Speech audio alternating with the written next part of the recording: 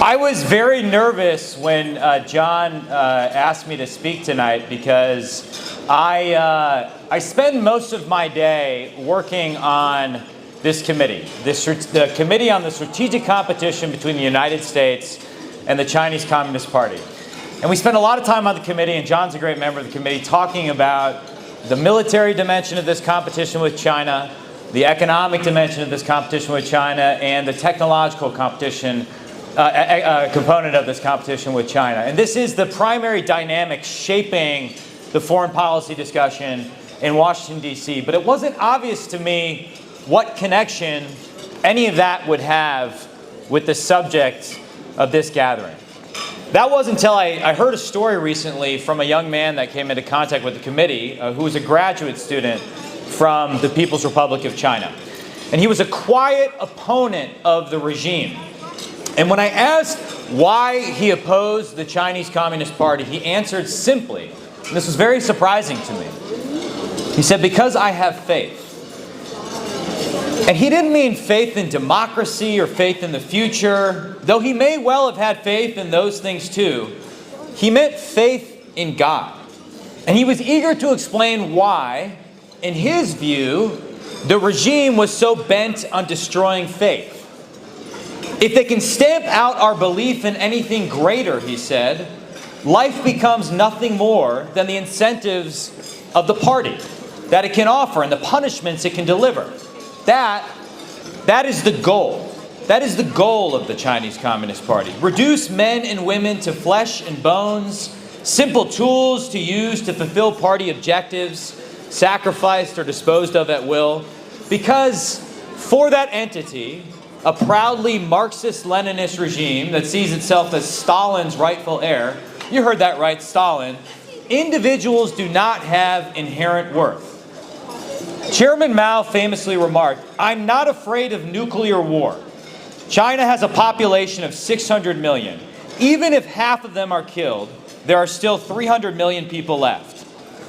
That's a statement that's unthinkable in most of our countries. But the party does not exist to serve the people exist to serve the party, even if only as cannon fodder.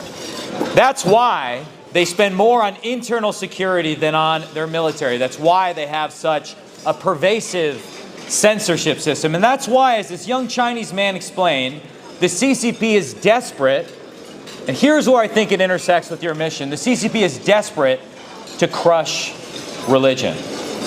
Because the very concept of an individual with dignity and worth must be destroyed. And religion is its most vehement defender. So for decades, they've tried mightily, desperately to destroy belief in God entirely. They've famously imprisoned believers in mass. They've tortured them. They've sent millions of Uyghurs, Falun Gong, and other religious minorities to re-education camps. There's a genocide active underway in Xinjiang province, the largest internment of an ethno-religious minority since the Holocaust. They've destroyed Buddhist statues, they've bulldozed monasteries, they've destroyed mosques and churches, they've used artillery to shell holy sites in Lhasa and tried to kill the Dalai Lama. They've ripped millions of Tibetan children from their parents, many as young as 3 years old, and sent them to colonial boarding schools in order to destroy their faith and sense of self. But despite all of that, they have failed. And why is that? Because you cannot, no matter how hard you try, no matter how much power you have at your disposal, you simply cannot kill the truth. The Soviets learned this lesson the hard way. 32 years ago, in their own war against religion, hundreds of thousands chanted, "We want God," as they gathered to see Karol Wojtyla, now known as Pope St. John Paul II, celebrate Mass in Poland in June of 1979. You cannot stamp out the truth. That being said, what has the CCP done in the face of this failure? Have they given up? No. Rather, they've pivoted. They've pivoted in a pattern that you see repeated wherever the party is presented with a force too powerful to destroy, to a more insidious and more dangerous tactic. It's called co-optation. or as Chairman Xi calls it, the Sinicization of Chinese religion. So instead of destroying religion, the CCP has decided to harness religion as a tool to control people's minds. What does Xi Jinping's quest to make the faithful serve the party rather than God look like? It looks like, in churches across Henan province, local CCP officials replacing the Ten Commandments with Xi Jinping quotes. "Thou shalt have no other gods before me," becomes diktats like resolutely guard against the infiltration of Western ideology. So let me translate that for all of you. Xi Jinping has no problem with the first commandment so long as he and the party are playing the role of God. It looks like a camera, a government-controlled camera in every house of worship, letting the faithful know their every word is being monitored. It looks like a 10-year project to rewrite the Bible, the Quran, and other sacred texts in a way that flips their very meaning. Take, for example, the Gospel of John. You know, as a Catholic, spending so much time with John Molinar, I've had to actually reacquaint myself with Scripture and even quote it from time to time, even though that's uncomfortable for me. But remember the famous part in the Gospel of John when Jesus famously defends a woman caught committing adultery against her accusers. Comes up with the most famous comeback of all time, "Let he among you who is without sin cast the first stone." And the chastened accusers slink away, and Jesus says to the woman, "Has no one condemned you? Then neither do I condemn you. Go forth and sin no more." This is a beautiful story about forgiveness and mercy. Unless, of course, you're a government official in China. Then it's a story about a dissident challenging the power of the state. So how did the party deal with this? They had an official approved version of the Bible where they rewrote the ending of that story in the Gospel of John so that it ended not with mercy, but with something that would seem very unusual to those of you in this audience who have read that story again and again. When we get to the end, when Jesus is left alone with the adulterous woman, he says, "I too am a sinner. But if the law could only be executed by men without blemish, then the law would be dead." And then Jesus does something very unusual. He picks up the stone and he stones the woman to death. Why? Why change that story?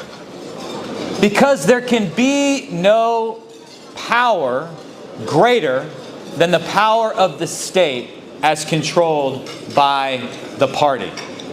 That is the point of corrupting and cynicizing religion. And I tell you this story because I believe that it offers some crucial insights for the way forward with how we in this town not only heal our internal divisions, but seek peace on the world stage. The first is the true nature of who we're up against. We're up against an enemy that does not believe in individual dignity. We're up against an enemy that rejects the inherent worth and preciousness of each individual, that does not believe men and women are made in the image of God. For the CCP, humans are material objects to be used for whatever purposes the party deems appropriate. The problem for the party is that these things are not true, and they have never been true. Which leads us to our second insight. The key to our victory and to the ultimate unraveling of the enemy that we face. If you go back to 1979, Pope John Paul II knew that the power of communism in Poland lay not in Soviet tanks, but in the acceptance of the lies that drove them. Destroy the lies, and China's tanks too will rust in the fields. The same is true today. It is that divine truth that gives people clarity to see evil, and the courage in the words of John Paul to the faithful behind the Iron Curtain to be not afraid. As the pastor of one Chinese church stated, in this war, in Xinjiang, in Shanghai, in Beijing, in Chengdu, the rulers have chosen an enemy that can never be imprisoned, the soul of man, and they are doomed to lose. That is an assessment that we must work together to make sure comes true. After that dinner that I referenced at the beginning, the young man I spoke about, I went home and I prayed. And that night I had a thought. You know, we're taught in political science classes that the opposite of far-left communist totalitarianism is capitalist democracy. But I thought that night as I was reflecting upon the insights that young man, that brave young man had showed me, that that's probably wrong. That may be entirely wrong.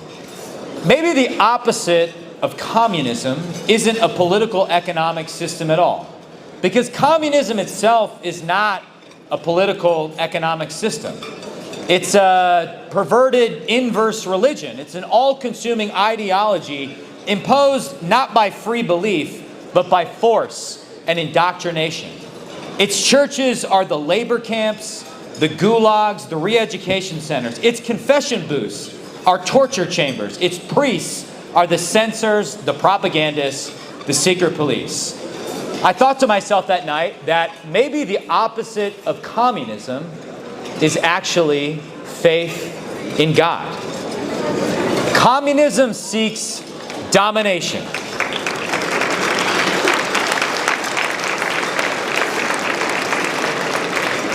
What does faith seek? Faith seeks love.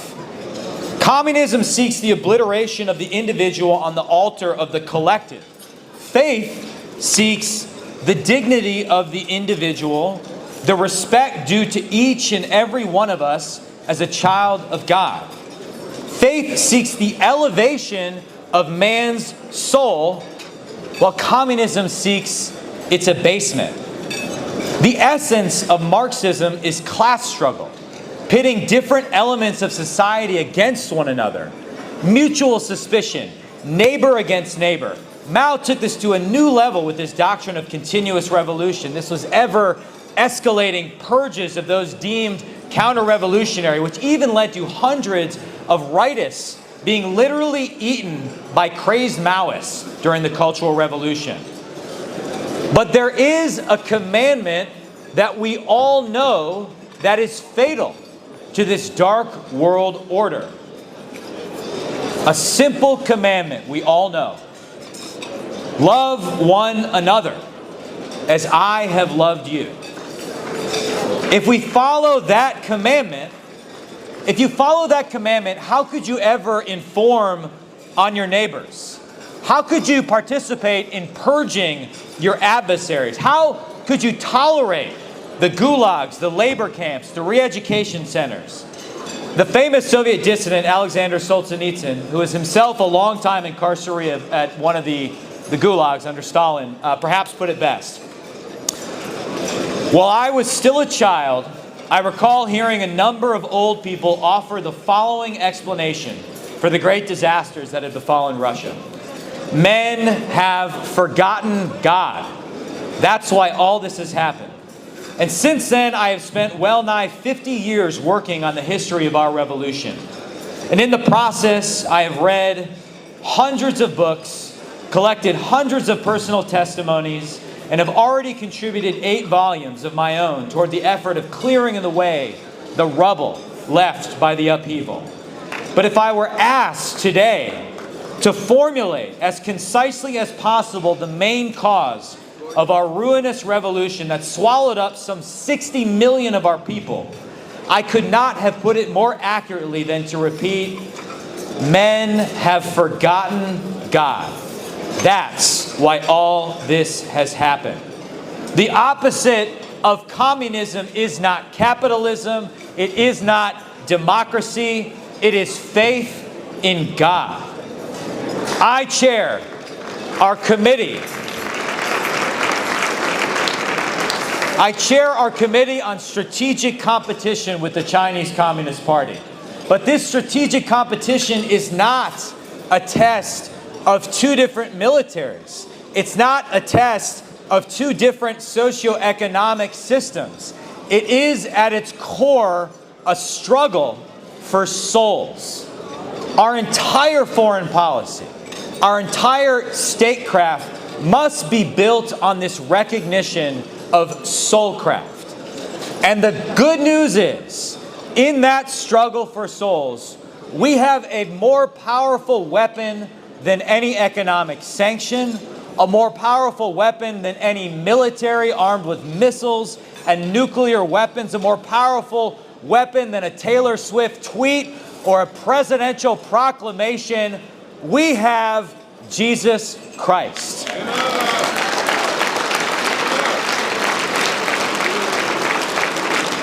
And amidst this time of growing international turmoil, amidst this time of political division, disheartening divides here in America, as long as we keep our eyes fixed on Jesus Christ, the author and perfecter of our faith, we simply cannot lose. God bless you. Thank you for letting me share some words. Appreciate it. 'Cause the flag still stands for freedom, and they can't take that